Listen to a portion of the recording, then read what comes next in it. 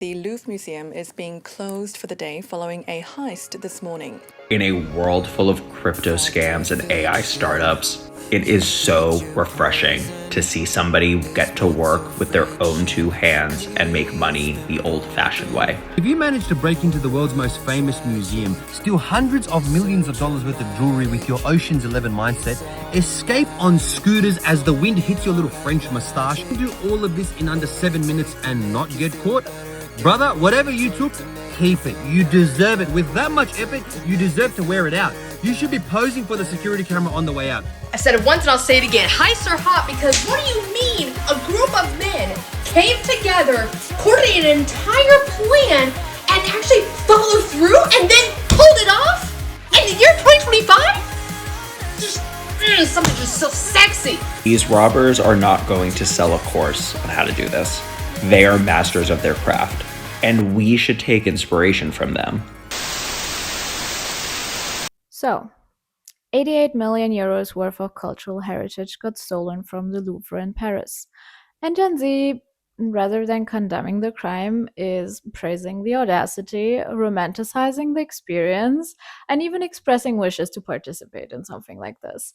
I mean, heist-themed playlists were curated. There are so many POV videos, Parisian heist night mood boards, and users are creating haul videos pretending they've stolen the jewels themselves. There are edits with dramatic music. It's being called the real life Ocean's 11. Like hell, even the phrase heist FOMO is a thing now. And videos are overflowed with comments like, why wasn't I invited? And should I give it a try? Gen Z is doing what they're doing best, making memes. Which is interesting.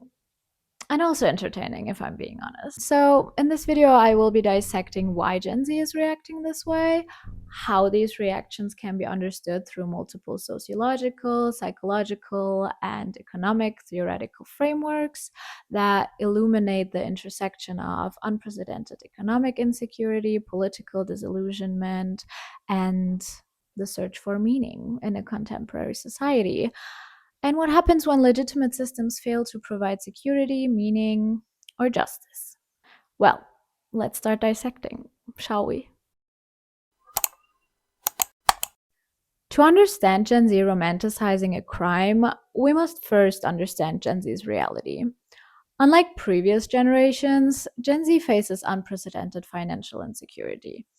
Nearly 48% of Gen Z feel financially insecure. Many work multiple gig jobs with little stability, affordable housing is increasingly out of reach, and over half live paycheck to paycheck. Around 80% cite their long-term financial future as a source of anxiety or stress that they experience multiple times per week. And these rates are higher than with any other demographic. Economist Guy Standing calls this group the Precariat. It's a social class defined by precarious, insecure work and exclusion from traditional paths to economic stability. The Precariat experiences temporary contracts and irregular hours, insufficient income and absence of benefits, no job security or career progression, and constant vulnerability and existential threat. Sounds familiar? Well, that's Gen Z's material reality. Many work what we call the gig economy, driving Uber, delivering food, freelancing on platforms. And these are all not really real careers. They're more side hustles, gigs, and entrepreneurial ventures that are really just survival mechanisms dressed up in positive language. And this precarity creates not just economic hardship, but existential vulnerability. The precariat lacks the stable identity, community ties, and future orientation that employment traditionally provided. You can't plan for the future when you don't know if you'll have work next month. You can't build community when you're competing with everyone for scraps. And you can't form an identity around work that treats you as utterly replaceable. This economic insecurity produces a profound sense of powerlessness and frustration, which shapes how they view wealth, success, and even crime. When Gen Z romanticizes the Louvre heist, they're expressing frustrated ambition. The thieves achieved in 7 minutes what legitimate work cannot provide in a lifetime. The heist, in some shape or form, represents rebellion against precarity. What a lot of people are getting wrong is that it's not that Gen Z doesn't want to work, it almost seems like that work doesn't work anymore, which makes a heist like this current one become not just a theft, but also a fantasy of seizing what the system is denying us: ordinary, normal people, peasants. Sorry.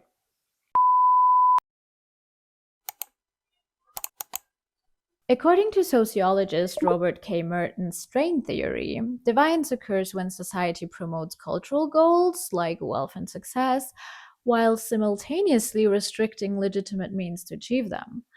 And when there's disconnect between what society tells you to want and what society lets you have, strain occurs. Gen Z is facing this exact disjunction. They are promised meritocracy and prosperity, but in reality, they're confronting unprecedented economic barriers that make those promises seem empty. So, when people are blocked from accessing social approved means of achieving cultural goals like wealth, they may innovate by turning to deviant or criminal methods, which makes the Louvre thieves what Merton calls the innovators. They are basically achieving in minutes what the majority of us will never achieve at all. The heist represents what legitimate work cannot deliver: rapid wealth accumulation, excitement, and triumph over an economic system perceived as rigid.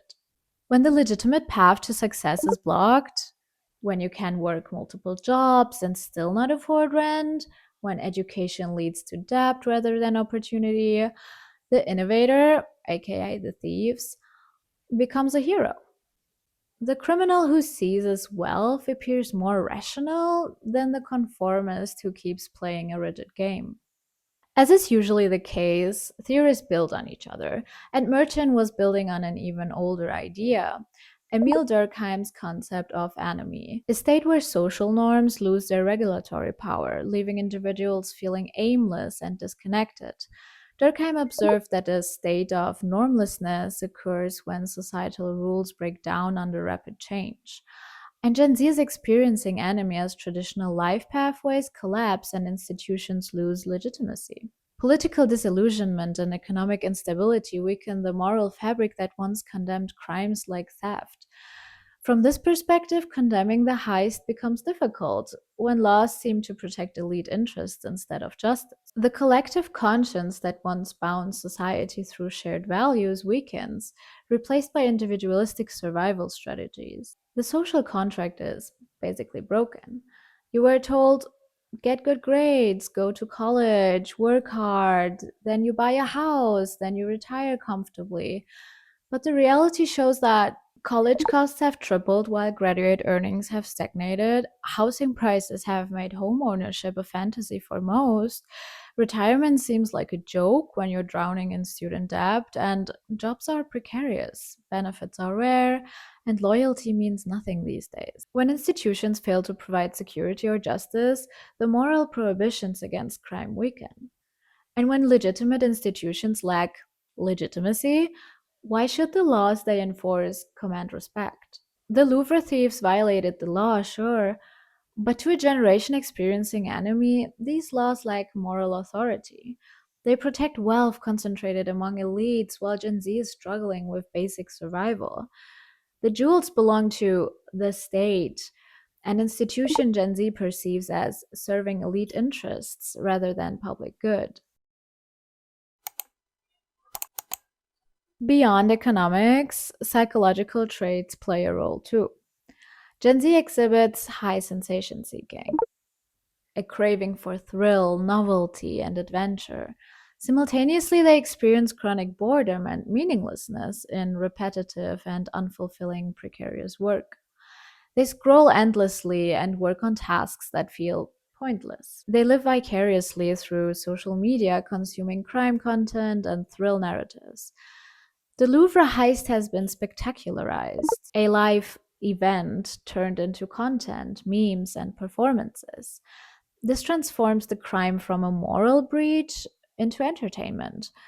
Parasocial relationships with the heist's actors allow Gen Z to experience adrenaline and agency that they lack in their daily life. This is not a mindless fascination, but a way to reclaim excitement and vicarious agency in a world that limits their own. And in the end, for many Gen Zers raised in social media environments where everything is content, the heist is just another viral moment to engage with. Reality and representation blur. The crime becomes a story, and stories are there to be consumed. Romanticizing the Louvre heist taps into a long tradition, the Robin Hood effect. Throughout history, criminals who target wealthy elites during periods of inequality become folk heroes. Since 2015, the richest 1% gained $33.9 trillion, dollars, while billionaires added $6.5 trillion dollars to their bank accounts. Billionaires are growing richer 3 times faster than before, while Gen Z cannot afford rent, healthcare, or basic necessities. And the French crown jewels are symbols of aristocratic wealth and elite power. Stealing them feels a bit like striking back, punching up at the system that hoards resources. Gen Z doesn't see the theft as harming ordinary people. In fact, the thieves did not harm anyone. And this victimlessness is crucial to romanticizing the heist. The jewels belong to the state and are insured. It's not as if it's someone's life savings, you know? To Gen Z, it's less crime and more symbolic redistribution. It's a rebellion validated by anti elitist sentiment, fueled by growing wealth inequality. The Robin Hood effect goes hand in hand with the Eat the Rich movement.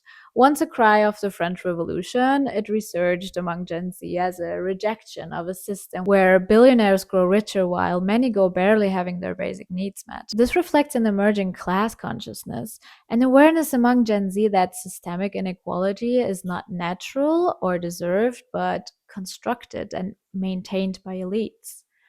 When billionaires exist while people starve to death, when the system is already theft, why condemn thieves targeting symbolic elite property? Gen Z's response to the Louvre heist cannot be separated from the general crisis of contemporary capitalism and liberal democracy. Someone said the average millennial is 36 years old and has nothing to their name, and they're living basically paycheck to paycheck with roommates in their 30s, not married, no kids because they can't afford it. And in fact, what they do have is a bunch of debt. So their future self already knows that they're going to be broke, they're going to be poor. So we're essentially in a trap that we literally cannot get out of no matter how much we work, no matter how many jobs we have. A lot of people have a full-time job during the week and then Uber on the weekends just to make some extra money. That in itself sets you up for depression. I mean, think about working and having nothing to show for it. No savings, no investments, no house, nothing. All these economic struggles like unemployment, housing unaffordability, and unfair wealth distributions leads Gen Z to be profoundly disillusioned with liberal democracy. They view elections as ineffective, politicians as corrupt, and institutions as serving the elite rather than public interests. This manifests in support for authoritarian alternatives, anti-establishment movements, both left and right, and withdrawal from traditional political participation. Recent Gen Z led protests globally, like the ones we saw in Nepal, Kenya, and Peru, demonstrate this anti establishment energy. These governments reject corruption, elite privilege, and unresponsive governance. They represent a generation unwilling to accept the status quo, but also uncertain on what alternative to build. Moreover, Gen Z is experiencing unprecedented isolation despite digital connectivity. Competing rather than cooperating, consuming rather than creating community, and traditional institutions like family, religion, or civic organizations that once provided meaning and belonging have weakened, leaving individuals feeling lonely and disconnected. Climate anxiety, pandemic trauma, political polarization, and constant crisis exposure compound this fragmentation.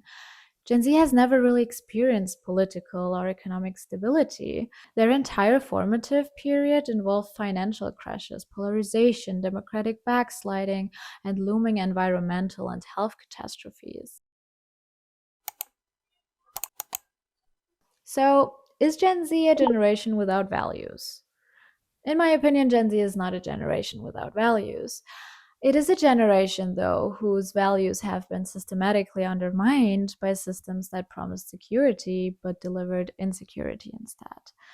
The Louvre heist is revealing what Gen Z is lacking: agency, excitement, purpose, collective power, and the ability to challenge systems that constrain them. Them romanticizing the heist is simultaneously a symptom of social pathology and a diagnosis of systemic failure. It demonstrates that when societies abandon their young to uncertainty, meaninglessness, and powerlessness, traditional moral frameworks collapse, replaced by admiration for those who, however briefly or transgressively, seized control and achieved something remarkable. So the question isn't why Gen Z is romanticizing crime, but rather why society created conditions where crime becomes more meaningful than legitimate life.